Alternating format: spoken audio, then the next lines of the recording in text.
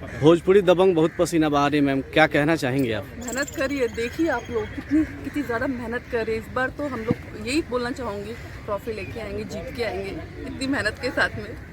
इस बार टीम से खेसारी लाल यादव जी भी जुड़े हैं, एक बड़ा चेहरा है, बड़ा नाम है, क्या कहना चाहेंगे? I am very very very happy, क्योंकि अब और टीम स्ट्रांग होगी हमारी। और ये है ना कि जितने भी भोजपुरी के कलाकार हैं, खेसारी जी तो नो डाउट वो भी टीम में आएंगे, बड़े स्टार भी हैं और अब इतनी मेहनत भी कर रहे हैं, तो डेफिनेटली लक भी काम आता है, प्लस चीज़ें भी काम आती है। तो हो सकता है सबका लक और सबकी मेहनत काम आ जाए। डरिए मत, डरिए, प्रैक्टिस अलग हो रहा है। डर लग रहा है थोड़ा थोड़ा।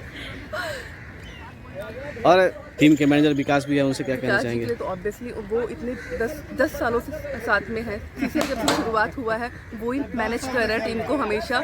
ऑनर्स भला ही चेंज हो जाए, कभी कोई ऑनर होता है कभी कोई, बट विकास जी कभी चेंज नहीं होते। वो मैनेजर पहले भी थे, अभी भी और आज। जो ऑनर है उनके बारे में आप क्या कहेंगे?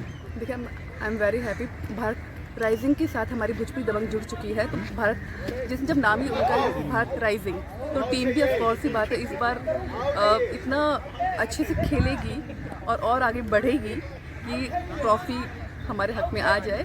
और ऑनर है जो बहुत अच्छे हैं, सपोर्टिंग है, वो अभी से ही टीम को लेकर बहुत जागरूक हैं। उनका पूरा फोकस है टीम के ऊपर कि कैसे अच्छे से अच्छे उनको सब सुविधाएं दे प्रैक्टिस के लिए, एवरीथिंग चीज़ों के लिए। और अभी तक उनके माइंड में आगे तक की भी पूरी सेटिंग एंड प्लानिंग तैयार है। आप हैप्पी रहे। आप दुबई कब जा रही हैं?